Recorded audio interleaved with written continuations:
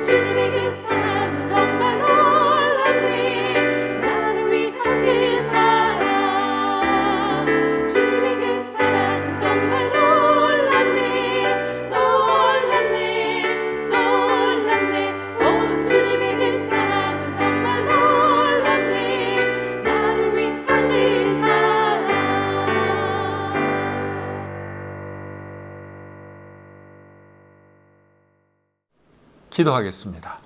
하나님, 우리를 구원해 주시고 하나님의 자녀 삼아 주셔서 감사합니다. 이 밤에도 우리를 귀한 자리에 불러주시고 하나님을 예배하게 해주신 것 참 감사합니다. 부족한 사람들이지만 예배자로 세워주시고 우리를 통해서 영광 받으시니 얼마나 감사한지요. 이 밤에도 우리가 드리는 예배를 하나님 기쁘게 받아주시고 또 우리에게도 큰 은혜가 넘치는 복된 시간 되게 해 주시옵소서. 모든 시간 주님께 의탁하오며 예수님의 이름으로 기도드립니다. 아멘. 찬송 한 곡 더 부르겠습니다.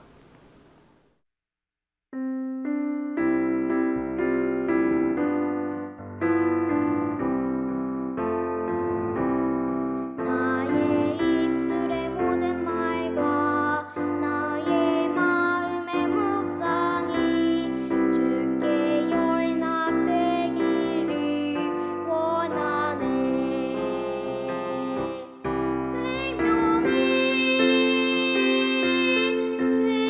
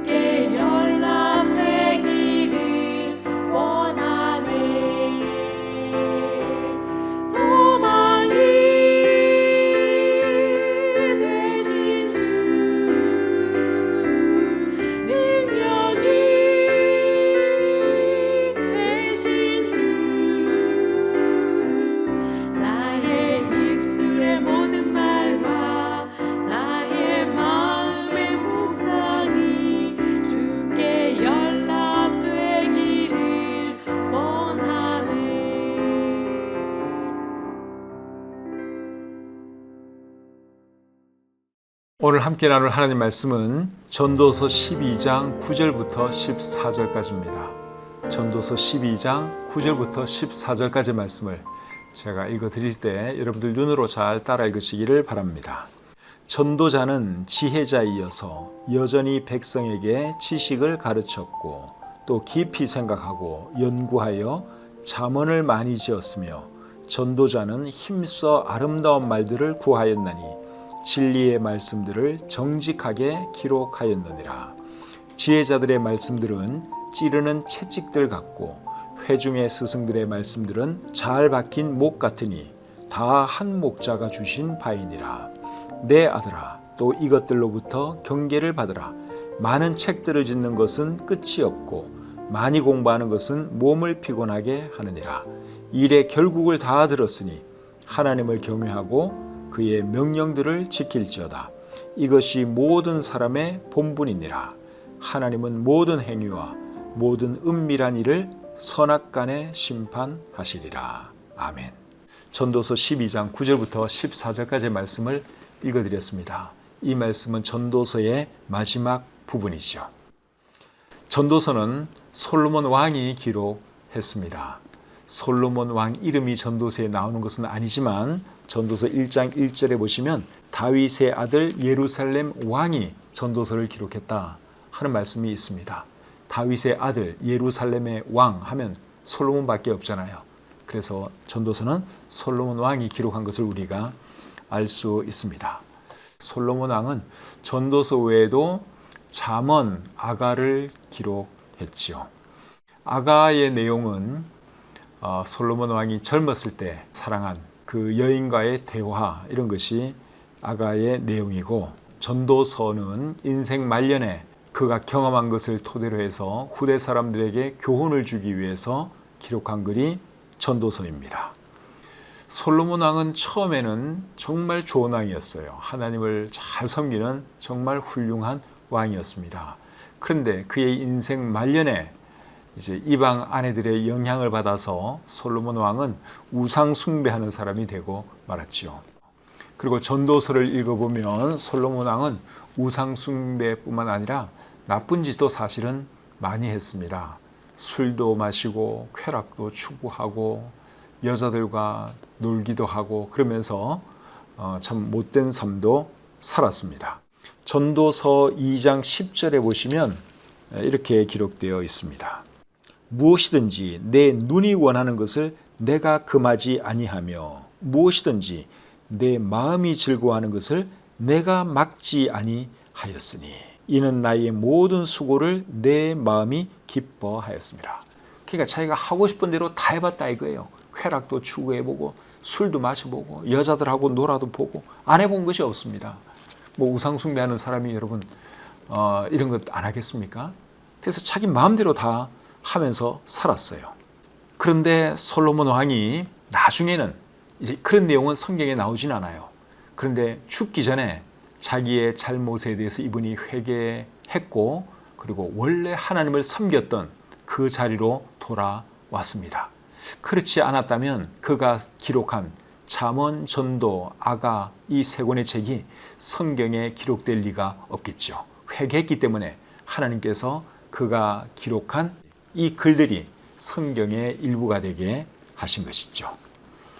솔로몬 왕은 자기 자신을 전도자로 소개하면서 전도서를 기록하고 있습니다. 9절 말씀을 잠시 볼 것 같으면 전도자는 지혜자이어서, 전도자는 자기 자신을 말하는 것이죠. 그래서 솔로몬 왕은 왕이었지만 전도서를 기록할 때는 자기 자신을 전도자로 소개를 하고 있다고 하는 사실이에요. 그리고 전도서 1장 1절에도 보시면 다윗의 아들 예루살렘 왕 전도자의 말씀이라. 여기도 보시면 전도자라고 말씀을 하고 있죠. 영어 킹 제임스 성경과 NASB 성경에 보시면 전도자를 preacher 그렇게 번역을 하고 있습니다.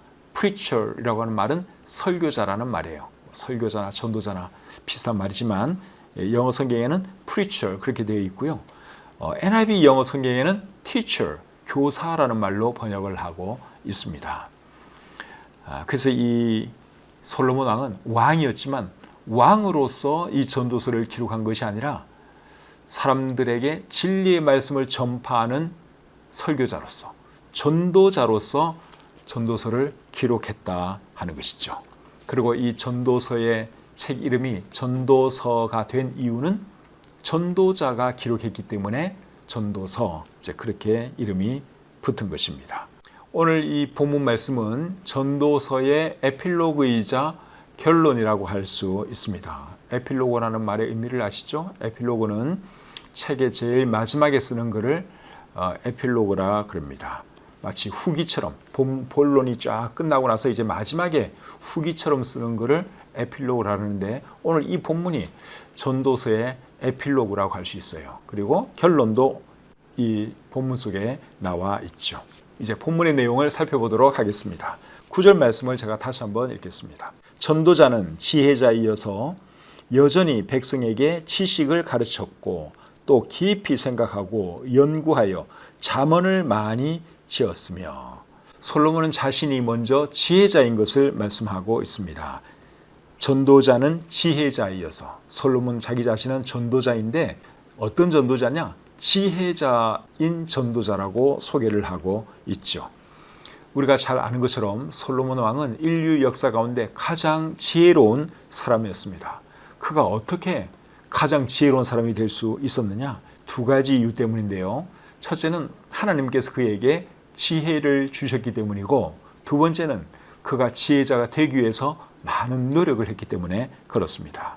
이 사람이 어느 정도로 지혜로운 사람이었느냐? 자세한 내용은 열왕기상 4장 29절부터 34절에 나오는데요.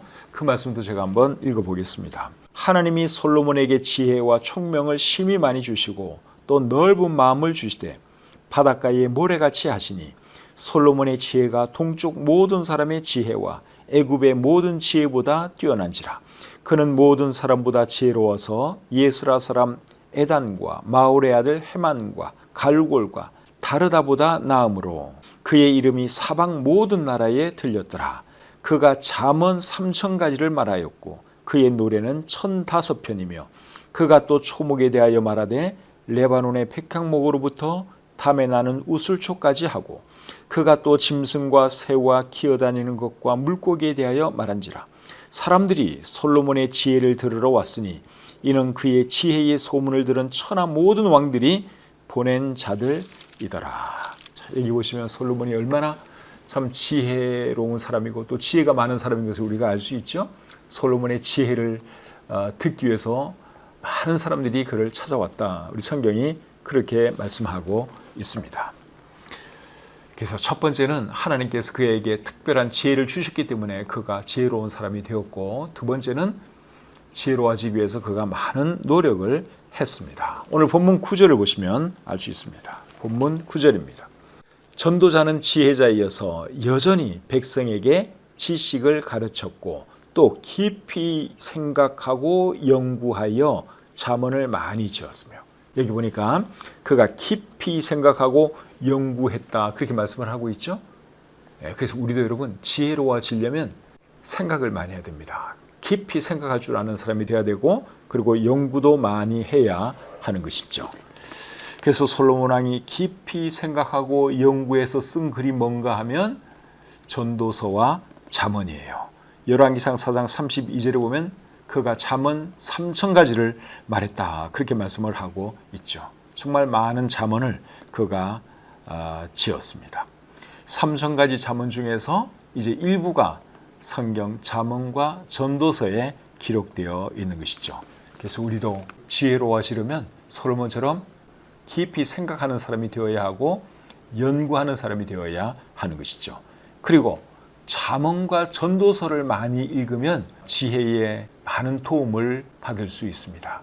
왜냐하면 잠언과 전도서가 솔로몬 왕의 지혜로 기록된 글이기 때문에 우리가 이 말씀을 자꾸만 읽고 묵상하고 소화해서 내 것으로 만들다 보면 결국 나도 이분의 지혜를 배울 수가 있는 것이죠. 그래서 우리가 솔로몬으로부터 생각하는 것도 좀 배우고, 그리고 그가 하나님의 영감으로 기록한 잠언, 전도서, 이런 말씀들 우리가 많이 읽어서 더 지혜로운 사람이 되었으면 좋겠습니다. 10절 말씀 보겠습니다. 전도자는 힘써 아름다운 말들을 구하였나니 진리의 말씀들을 정직하게 기록하였느니라. 아름다운 말들을 구했다 이렇게 말을 하고 있는데 이 말씀의 의미는 아름다운 말들을 찾아서 쓰려고 했다 그러한 뜻입니다. 여러분 아름다운 말들이 뭘까요? 원어 성경의 의미는 기쁜 말들이에요. 그래서 표준 세번역 성경은 기쁨을 주는 말 그렇게 번역하고 있습니다. 여러분 기쁨을 주는 말은 또 어떤 말일까요? 기쁨을 주는 말은 맞는 말이 기쁨을 주죠. 누가 맞는 말 하면 그것이 우리에게 기쁨을 줍니다. 그리고 합당한 말도 우리에게 기쁨을 주죠. 잠언 25장 11절에 이런 말씀이 있습니다. 경우에 합당한 말은 아로 새긴 은쟁반의 금사관이라. 그리고 잠언 15장 23절에는 또 이렇게 말을 하고 있습니다. 사람은 그 입의 대답으로 말미암아 기쁨을 얻나니 때에 맞는 말이 얼마나 아름다운고. 그러니까 아름다운 말, 기쁨을 주는 말이 결국 어떤 말입니까? 바른 말, 합당한 말이 그런 말이죠. 그래서 잠언과 전도서에 기록되어 있는 말은 합당한 말이고 기쁨을 주는 말이에요. 그리고 진리의 말씀입니다. 10절 말씀을 제가 다시 한번 읽겠습니다. 전도자는 힘써 아름다운 말들을 구하였나니 진리의 말씀들을 정직하게 기록하였느니라. 이게 진리의 말씀들 이런 표현이 나오죠. 진리의 말씀들을 정직하게 기록했다 그렇게 말씀하고 있습니다. 정직하게 기록했다는 말은 바르게 기록했다 그 말이죠. 그래서 잠언과 전도서에 있는 말씀들이 어떻게 기록되었는지 이해가 되시죠? 계속해서 우리 11절을 보겠습니다. 지혜자들의 말씀들은 찌르는 채찍들 같고 회중의 스승들의 말씀들은 잘 박힌 못 같으니 다 한 목자가 주신 바이니라. 이게 지혜자들, 회중의 스승들 이런 표현이 나오는데 이 사람들은 솔로몬을 포함한 성경의 기록자들을 말하는 것입니다. 그런데 이들의 말씀이 무엇과 같다고 말씀했는가 하면 찌르는 채찍들 같고 잘 박힌 못 같다고 말씀하고 있죠. 찌르는 채찍들 그리고 잘 박힌 못은 소나 말을 키울 때 이런 가축들이 말을 안 들으면 이제 채찍을 들어서 때릴 수밖에 없어요. 그러면은 똑바른 길을 가게 되는 것이죠. 그와 마찬가지로 하나님의 말씀은 사람을 책망하기도 한다 하는 것이 찌르는 채찍들 같다 하는 말씀의 의미입니다. 그리고 잘 박힌 못과 같다 하는 말의 의미는 가축을 묶어둘 때 잘 박힌 못에 묶어두면 다른 데로 못 가겠죠. 한 곳에 고정되어 있을 수가 있겠죠. 그와 마찬가지로 하나님의 말씀은 사람들로 하여금 말씀에 붙어 있게 만들죠. 그래서 이제 비유적으로 하나님의 말씀은 찌르는 채찍 같기도 하고 잘 박힌 못과 같다. 우리가 잘못된 길로 가려고 하면 우리를 채찍질하기도 하고 또 우리를 하나님 말씀에 딱 붙들어 두기 위해서 잘 박힌 못과 같은 곳에 우리를 이렇게 묶어둔다 하는 그런 의미로 여러분들이 이해하시면 되겠습니다. 그래서 11절 말씀의 의미를 다시 한번 정리하면 하나님의 말씀은 사람으로 하여금 바르게 살도록 도와주고 딴 길로 가지 못하도록 도와준다. 그렇게 이해하시면 되겠습니다. 그리고 계속 보시면 이 말씀들은 다 한 목자가 주신 것이라고 말씀하고 있어요. 여기서 말하는 한 목자는 누굴까요? 우리의 목자가 되시는 하나님을 말하는 것이죠. 그래서 잠언과 전도서에 기록된 말씀은 누가 주신 말씀이냐? 하나님께서 주신 말씀이라는 겁니다. 이 말씀들이 다 어디서 왔느냐? 하나님께로부터 온 것이죠. 표면적으로는 솔로몬 왕이 기록을 했지만 이 말씀의 원저자는 하나님인 것을 우리가 잊으면 안 됩니다. 자, 이제 12절 보겠습니다. 내 아들아, 또 이것들로부터 경계를 받으라. 많은 책들을 짓는 것은 끝이 없고 많이 공부하는 것은 몸을 피곤하게 하느니라. 12절 말씀은 두 문장으로 되어 있는데요. 앞에 있는 말씀은 11절 말씀과 관계된 말씀인지 아니면 12절 하반절과 관련된 말씀인지 조금 불분명합니다.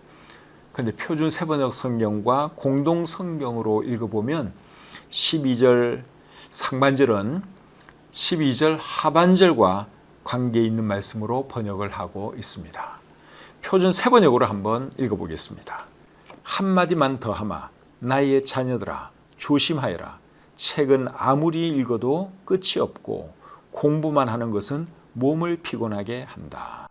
그리고 공동번역은 이렇게 되어 있습니다. 아들아 한 가지만 더 일러둘 말이 있다. 책을 쓰려면 한이 없는 것이니 너무 책에 빠지면 몸에 해롭다. 그러니까 12절 말씀의 의미가 뭡니까? 인생 문제의 답을 얻기 위해서 많은 책을 읽고 많이 공부하는 것은 피곤한 일이다. 그 말입니다. 맞는 말이죠? 인생 문제의 답을 얻기 위해서 여러분 책을 읽고 연구하는 것이 얼마나 피곤한 일이에요. 근데 사실 인생 문제의 모든 답은 어디에 있습니까? 하나님 말씀 속에 있죠. 우리가 들고 있는 이 성경 안에 사람들이 알아야 할 모든 인생의 답이 기록되어 있습니다.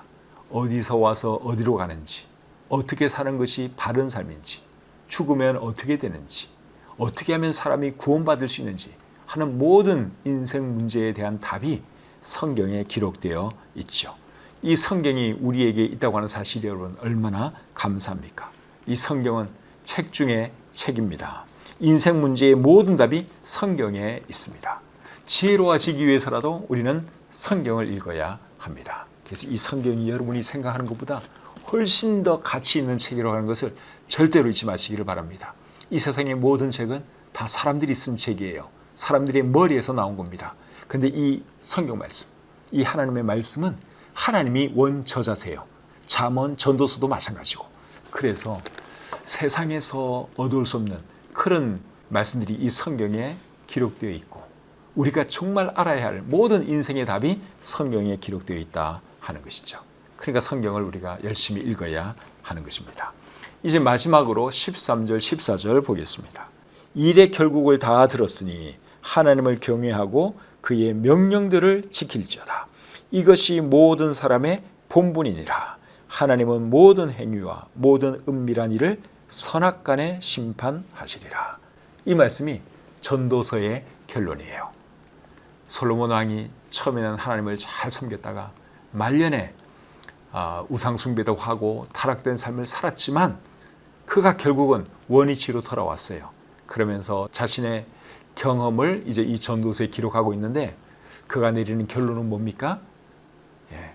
하나님을 섬기는 삶이 그것이 옳은 삶이고 그것이 사람의 본분이다 하는 것입니다. 쾌락을 추구해도 다 헛된 일이고 돈을 추구하는 것도 헛된 일이고 명예, 권세 그런 것들은 다 헛된 일일 뿐이다. 정말 사람이 추구해야 될 것은 하나님을 경외하는 삶이고 하나님을 알아가는 삶이다 하는 것이 전도서의 교훈이에요. 이런 말씀들 우리가 잘 기억하시고 하나님 더 잘 섬기시는 저와 여러분들이 될 수 있기를 우리 주님의 이름으로 축복합니다. 찬송 한 곡 부르겠습니다.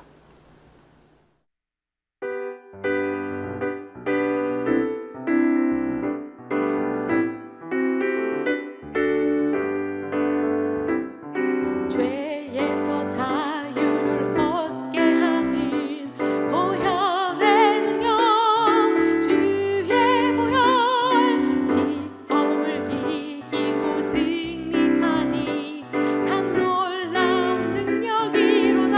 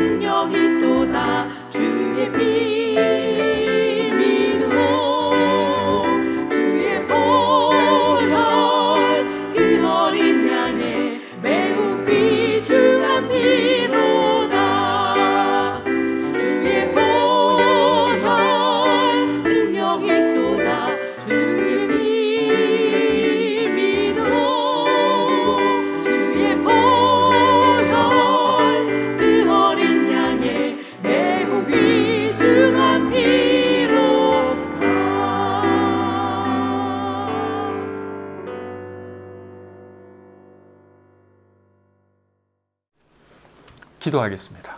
하나님 아버지, 잠언과 전도서 말씀을 우리에게 기록해 주시고 우리가 어떻게 살아야 할지 잘 가르쳐 주셔서 참 감사합니다. 이 세상에 많은 책들이 있고 많은 가르침들이 있지만 성경보다 더 위대한 가르침, 더 올바른 가르침은 없습니다. 하나님, 우리가 이 말씀에 대해서 다시 한번 확신을 갖게 하시고 이 말씀이 얼마나 위대한 말씀인가 하는 것을 다시 한번 생각하면서 하나님 말씀을 더 사랑하게 하시고 더 많이 읽고 묵상함으로 정말 하나님을 더 잘 경외하는 우리가 되게 하시고 하나님 말씀대로 살아감으로 더 지혜로운 삶을 살아가는 우리 모두가 되게 해 주시옵소서. 지금까지 전도서 말씀을 통해서 많이 가르쳐 주신 것 참 감사합니다. 앞으로도 이 말씀대로 우리가 살게 하시고 또 어렵고 힘들 때마다 인생의 해답이 무엇인지 잘 모를 때마다 성경으로 돌아와서 이 말씀을 읽고 또 바르게 방향을 잡고 나가시는 우리 모두가 되게 해 주시옵소서. 주신 말씀 감사드리고 오늘 하루의 삶을 감사드리며 우리를 사랑하시는 예수님의 이름으로 기도드립니다. 아멘. 이제 전도서 말씀이 끝났습니다. 전도서 말씀이 정말 귀한 말씀이에요. 제가 원래 전도서 말씀을 참 좋아했는데 전도서 말씀을 여러분들과 나누기 위해서 공부하는 과정에서 전도서 말씀을 더 깊이 알게 되었고 많은 것들을 배우게 되었습니다. 여러분들도 이 전도서 말씀을 통해서 어떤 은혜들을 받으셨는지 제가 잘 모르지만 하여튼 여러분 삶 가운데 큰 도움이 되고 유익이 되었으면 좋겠습니다. 어떻게 살까 고민될 때, 잘 모를 때 여러분 전도서를 읽으세요. 전도서를 읽으시면 그렇지, 내가 어떻게 살아야 되겠다, 이게 보입니다. 그런 목적으로 기록된 책이 전도서지요. 우리 자녀들과 예배드린 분들은 또 자녀들에게 오늘 말씀의 내용을 잘 이해했는지 한번 질문해 보시고 어떻게 생각하는지 한번 물어보시기를 바랍니다. 오는 주일은 8월 첫째 주일이네요. 벌써 8월입니다. 그리고 매월 첫째 주일은 세대 통합 예배 주일이기도 하죠. 우리 여러분 자녀들과 함께 예배 드리는 날인데 모든 우리 교회 식구들 다 교회에 오셔서 함께 주님을 예배했으면 좋겠습니다. 그리고 이번 주일 오후에는 우리 교회가 CGV 갈매 한 대관을 해서 아버지의 마음이라고 하는 정말 좋은 영화를 함께 관람합니다. 기대해도 좋을 만큼 좋은 영화입니다. 그래서 여러분들 꼭 영화도 보시고 함께하는 그런 이번 주일이 되었으면 좋겠습니다. 날씨가 많이 더운데 이 밤에도 여러분 편안하게 주무시고 그리고 오는 주일날 교회에서 뵙도록 하겠습니다. 평안한 밤 되십시오.